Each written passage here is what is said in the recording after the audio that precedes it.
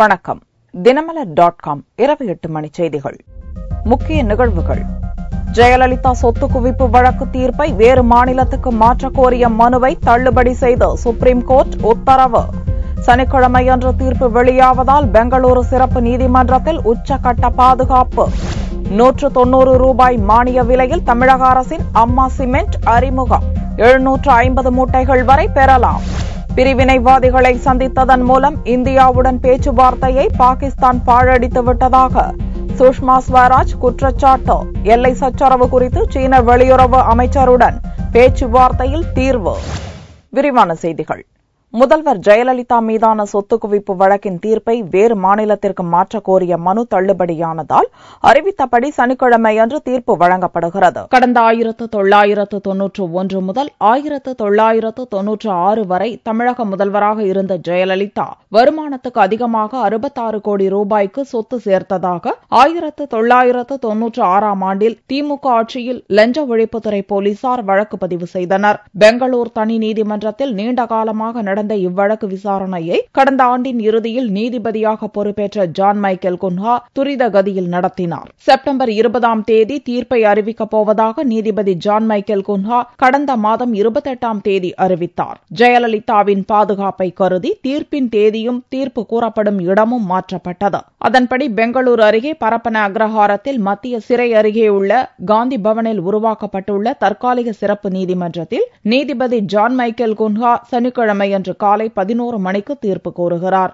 இந்நிலையில் இவ்வழக்கை வேறு மாநிலத்திற்கு மாற்றக் கோரி கடந்த 24ஆம் தேதி தமிழகத்தைச் சேர்ந்த உச்சநீதிமன்ற வக்கீல்கள் ராஜாராமன், கிருஷ்ணமூர்த்தி ஆகியோர் தலைமை நீதிபதி ஆர்.எம். லோத்தாவிடம் மனு அளித்தனர். பாதுகாப்பு அச்சுறுத்தல் இருப்பதால் வழக்கின் தீர்ப்பை வேறு மாநிலத்திற்கு மாற்றக் கோரிய அம்மனுவை விசாரணைக்கு ஏற்க மறுத்துவிட்ட உச்சநீதிமன்றம் அச்சுறுத்தல் இருந்திருந்தால் ஜெயலலிதாவே மனு தாக்கல் செய்திருக்க வேண்டும் என்று கூறி தள்ளுபடி செய்துவிட்டது.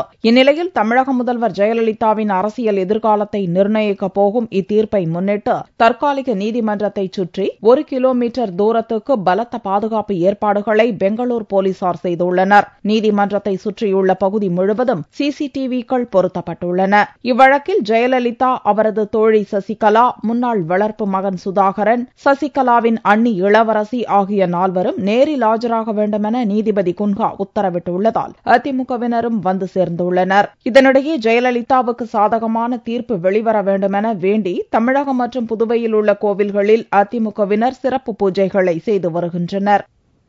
மூட்டை ஒன்று 190 ரூபாய் விலையில் அம்மா சிமெண்ட் விற்பனை செய்யப்படும் என்று முதல்வர் ஜெயலலிதா அறிவித்துள்ளார். முதல்வர் ஜெயலலிதா வெள்ளியன்று ஒரு அறிக்கை வெளியிட்டார். சிமெண்ட் விலையேற்றத்தால் குறைந்த மற்றும் நடுத்தர வருமானமுடையோர் பாதிக்கப்படுவதை தடுக்கும் வகையில் சலுகை விலையில் அம்மா சிமெண்ட் திட்டம் செயல்படுத்தப்படும் என்று அறிவித்துள்ளார். தமிழகத்தில் உள்ள தனியார் சிமெண்ட் உற்பத்தியாளர்களிடமிருந்து மாதந்தோறும் 2 லட்சம் மெட்ரிக் டன் கொள்முதல் செய்யப்படும் என்றும் மாநகராட்சி, நகராட்சி, பேரூராட்சி, பஞ்சாயத்து யூனியன்களில் உள்ள 470 கிடங்குகளில் இருப்பு வைத்து மூட்டை ஒன்று 190 ரூபாய்க்கு விற்பனை செய்யப்படும் என்றும் ஜெயலலிதா தெரிவித்துள்ளார். வீடு கட்டுவோர் அதிகபட்சம் 750 மூட்டைகள் வரை சலுகையில் பெறலாம். இத்திட்டத்தின் கீழ் பயன்பெறுவோர் விஏஓ, வருவாய்த்துறை அலுவலர் உள்ளிட்டோரிடம் சான்றிதழ் பெற வேண்டும். பசுமை வீடுகள் திட்டம், இந்திரா நினைவு குடியிருப்பு திட்டம் ஆகியவற்றுக்கு இனிமேல் இத்திட்டத்தின் கீழ் சிமெண்ட் வழங்கப்படும் என்றும் முதல்வர் ஜெயலலிதா தெரிவித்துள்ளார்.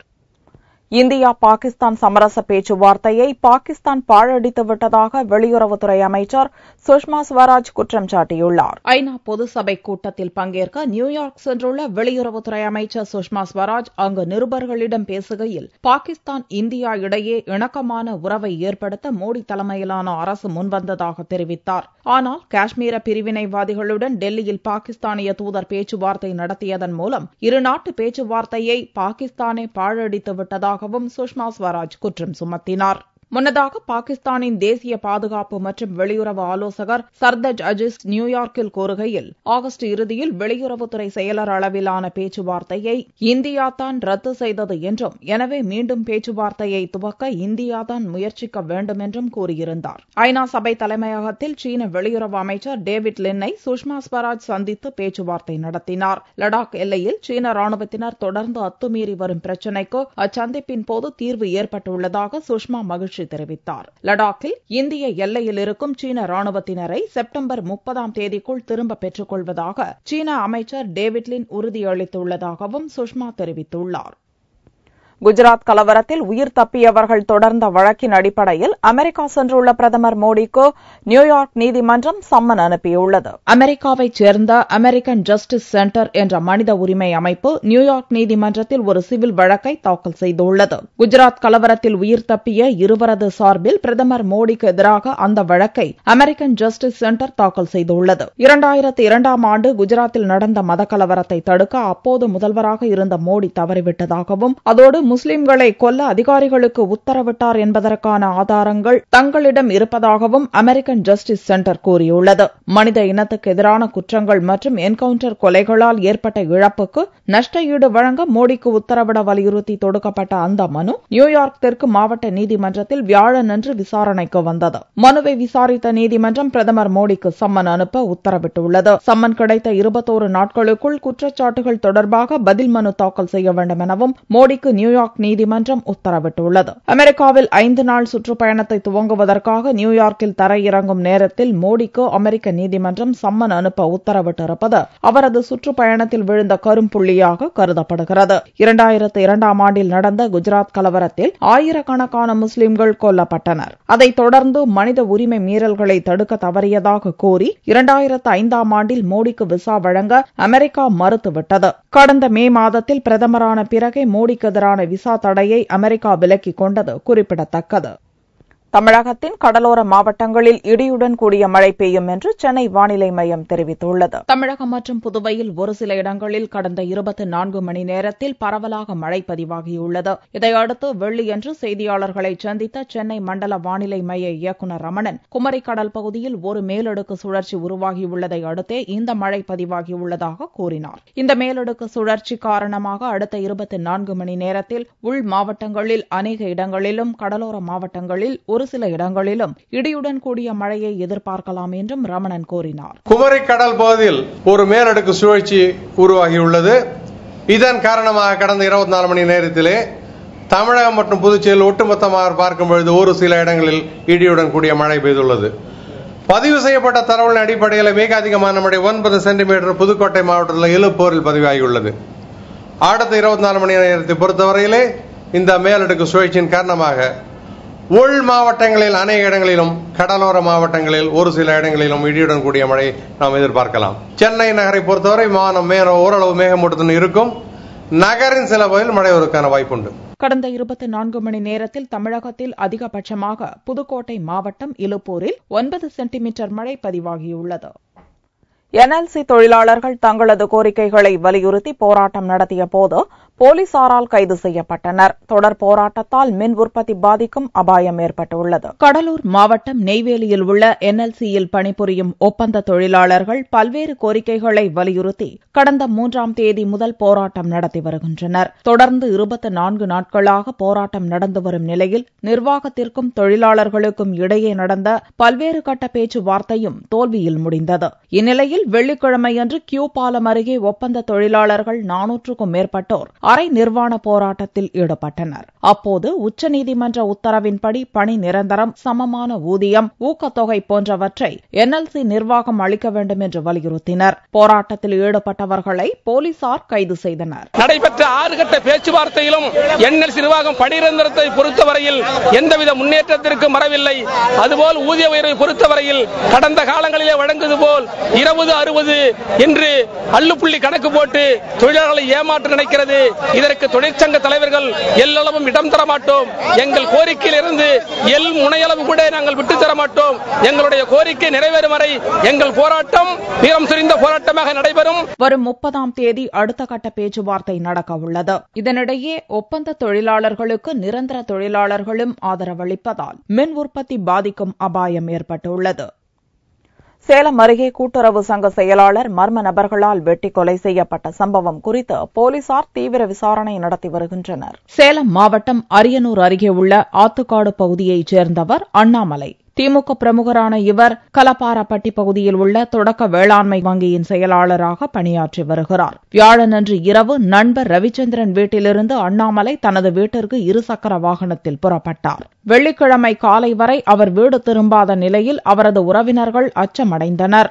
இந்நிலையில் சேலம் உத்தம சோழபுரம் அருகே சேலம் கோவை தேசிய நெடுஞ்சாலையில் முகம் முழுவதும் வெட்டப்பட்ட நிலையில் இரத்த வெள்ளத்தில் உயிரிழந்து கிடந்தார். இதை பார்த்த பொதுமக்கள் அண்ணாமலை கொல்லப்பட்ட சம்பவம் குறித்து போலீசாருக்கு தகவல் அளித்தனர். சம்பவ இடத்திற்கு வந்த மாநகர காவல்துறை துணை கமிஷனர் பிரபாகரன், தடயவியல் நிபுணர்கள் மோப்பநாய் உதவியுடன் தீவிர விசாரணை நடத்தினர். பின்னர் அண்ணாமலையின் உடல் மீட்கப்பட்டு பிரேத பரிசோதனைக்காக மருத்துவமனைக்கு அனுப்பி வைக்கப்பட்டது. இன்னைக்கு விடிய காலம் ஒரு 3 மணி சுமாருக்கு யாரோ மர்ம நபர்கள் அவரை அடிச்சு கொன்னுட்டாங்க. அது 9 லட்சம் ரூபாய் பணத்தை காணோம் அப்படின்னு சொல்றாங்க. உடம்பெல்லாம் மூஞ்சி பூரா கொஞ்சம் கூட அடையாளம் தெரியாத அளவுக்கு வெட்டுப்பட்டு இருக்குது. எத்தனை பேர் வந்தாங்க, ரொம்ப கோரமா தாக்கி இருக்கிறாங்க அவரை. என்ன தெரியல. 3 மணி சுமாருக்கு நடந்திருக்கு. முன்னாடி ஒரு வாட்ச்மேன் சின்னத்தம்பின்னு இருக்காரு. அவர் 4 மணி சுமாருக்கு பார்த்திருக்காரு. பாக்குறப்ப இந்த முன்னாடி என்ட்ரன்ஸ் டோர் சாத்தியிருந்தது.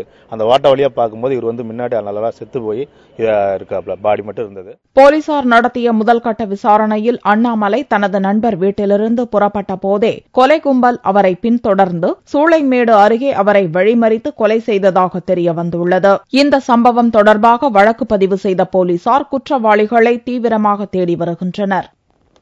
காஷ்மீரில் காரை ஏற்றி முன்னாள் அரசு ஊழியரை கொன்ற தனது மகளை போலீஸ் டிஜிபியே கைது செய்ய உத்தரவிட்டுள்ளார். காஷ்மீர் மாநில போலீஸ் டிஜிபியாக இருப்பவர் ராஜேந்திர குமார். இவரது மகள் பூஜா ஜம்மு நகரில் காரில் வேகமாக சென்று கொண்டிருந்தார். அப்போது அவரது கார் சாலையில் நடந்து சென்ற முன்னாள் அரசு ஊழியர் இந்தர்ஜித் மீது மோதியது. மருத்துவமனைக்கு கொண்டு செல்லப்பட்ட இந்தர்ஜித் இறந்ததைத் தொடர்ந்து மகள் பூஜாவை கைது செய்ய டிஜிபி ராஜேந்திர குமார் உத்தரவிட்டார். இதைத் தொடர்ந்து ஜம்முவில் உள்ள பக்காடங்கா போலீசார் வழக்கு பதிவு செய்து பூஜாவை கைது செய்தனர். சொந்த மகளையே கைது செய்ய உத்தரவு பிறப்பித்ததன் மூலம் மற்ற போலீசாருக்கு முன்மாதிரியாக டிஜிபி ராஜேந்திர குமார் விளங்குவதாக பூஜாவை கைது செய்த பக்காடங்கா போலீசார் பெருமிதத்துடன் தெரிவித்தனர்.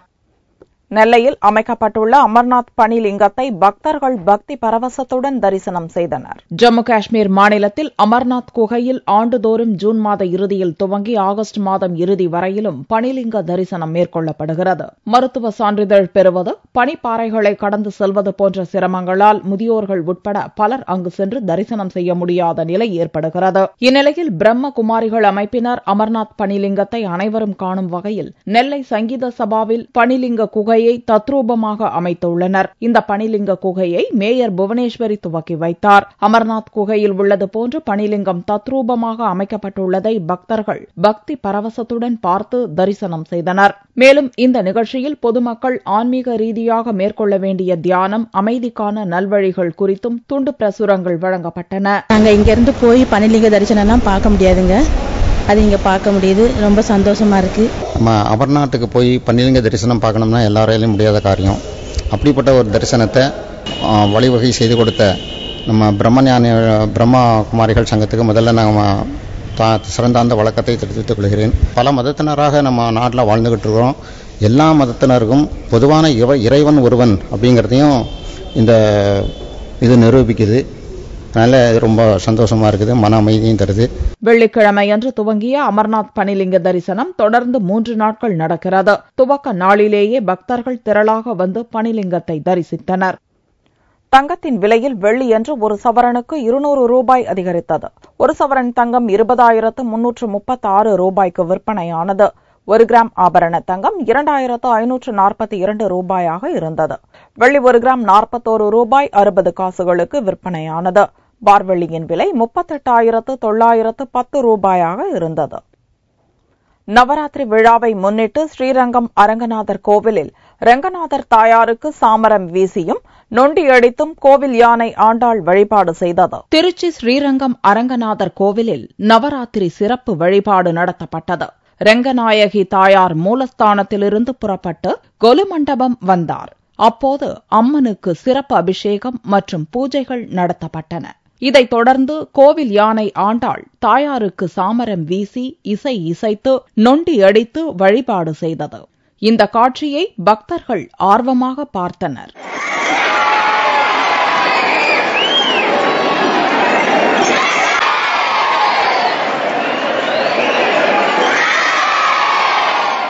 நவராத்திரி விழாவை முன்னிட்டு அரங்கநாதர் கோவிலில் 1000 மண்டபத்தில் பிரம்மாண்ட கொலு கண்காட்சி வைக்கப்பட்டுள்ளது. 20 அரங்குகளாக அமைக்கப்பட்டுள்ள இந்த கொலுவில் கிருஷ்ணலீலை, சூடி கொடுத்த ஆண்டாள், திருமாலின் 3 திருக்கோலங்கள், தாயார் திருக்கோலம், பெருமாளின் திவ்ய சொரூபங்கள் என 2000த்திற்கும் மேற்பட்ட கொலு பொம்மைகள் அலங்கரிக்கின்றன. அக்டோபர் 3ஆம் தேதி வரை நடைபெறவுள்ளது. இந்த கண்காட்சியை பக்தர்கள் நீண்ட வரிசையில் நின்று தரிசனம் செய்தனர். மீண்டும் செய்திகள் இந்திய நேரப்படி சனிக்கிழமை மாலை 4 மணிக்கு. வணக்கம்.